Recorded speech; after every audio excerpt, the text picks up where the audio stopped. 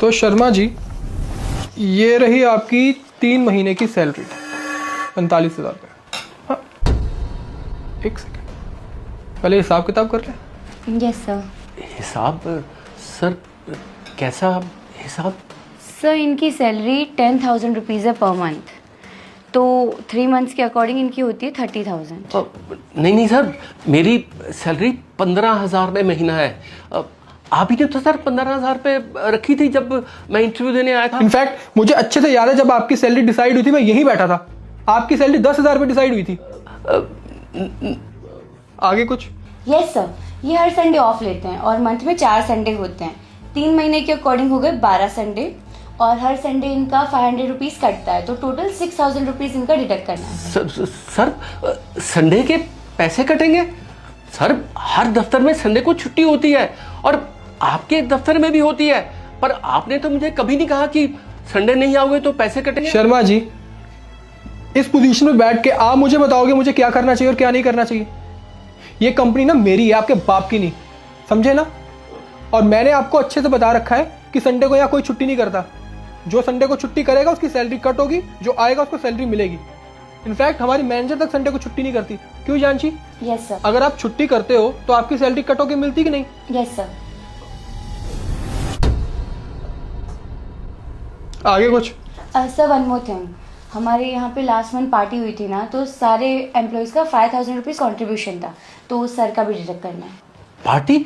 अरे पार्टी में मेरा सर वो पार्टी में तो मैं आया ही नहीं था, और खाना तो दूर की बात है। सर ये बहुत ज्यादती हो रही है मेरे साथ। मेरी बात सुनिए, मुझे इससे कोई लेना देना नहीं कि उस पार्टी में कौन आया कौन नहीं आया, या किसने क्या खाया क्या नहीं खाया। वो इवेंट ऑर्गेनाइज करने का काम मेरा था, वो इवेंट मैंने ऑर्गेनाइज किया, लेकिन वो एक कोलैबोरेटिव पार्टी थी, तो हर एम्प्लॉय के हिस्से में 5,000 रुपीज़ आए हैं, जो आपके भी कटेंगे। और कुछ? सर वन मोर थिंग, इन्होंने आपसे एडवांस लिया था 15,000 का लास्ट मंथ। 15,000 रुपये? सर 15,000 रुपये मैंने एडवांस कब लिया? अरे नहीं सर, मैंने कोई एडवांस नहीं लिया मैम, मैंने कोई एडवांस नहीं लिया। शर्मा जी देखिए, मुझे वो लोग बिल्कुल पसंद नहीं है जो झूठ बोलते हो। मैं आपकी उम्र का लिहाज कर रहा हूँ। इनफैक्ट मुझे अच्छे से याद है आपने मेरे से 15,000 रुपये लिए थे। नहीं सर, मैंने कोई एडवांस नहीं लिया। क्या बात कर रहे हैं आप? तो सब कटा के ये हैं आपके 4,000 रुपये। शुक्र करिए 4,000 रुपये दे रहा हूँ, क्योंकि जैसा आपने काम किया है ना, ये 4,000 भी नहीं मिलते आपको। 4,000 रुपये? शुक्रिया सर, ये 4,000 रुपये के लिए। मैं तो सोच रहा था आज मैं यहाँ से खाली आ जाऊंगा, मुझे कोई पैसा नहीं मिलेगा, पर शुक्रिया आपका, ये आपने 4,000 रुपये दे दिए। इससे मैं राशन का बिल तो दे ही सकता हूँ, बाकी किराया, मकान का किराया मैं मांग के दे दूंगा। बहुत बहुत शुक्रिया आपका सर। शर्मा जी, आपकी सैलरी कितनी है? सैलरी? क्या मजाक कर रहे हैं सर आप ही ने तो कहा 10,000 रुपये। रियल सैलरी कितनी है आपकी? रियल सैलरी सर 15,000 रुपये। मैंने पहले भी कहा था आपसे कि आपने मेरी सैलरी 15,000 रुपये फिक्स की थी। तो आपने 10 पे क्यों मान गए? मतलब मैं कुछ भी बोलूँगा आप मान जाएंगे? बैठिए आप। देखिए, मैं जानता हूँ आपकी सैलरी 15,000 रुपये महीना है।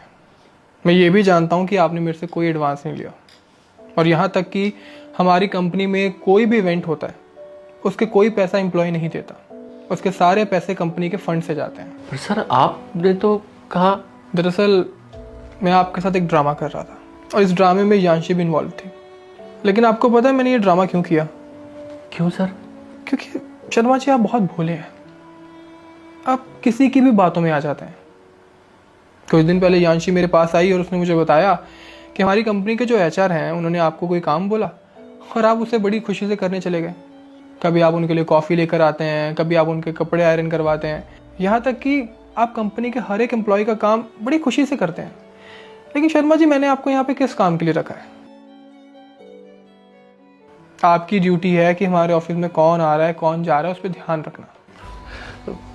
सर आपको तो पता है मेरे से किसी को ना नहीं कह होती, तो इसलिए मुझे जो भी कोई काम कहता है मैं कर देता हूँ। लेकिन शर्मा जी, मैंने आपको यहाँ पे किस काम के लिए रखा है?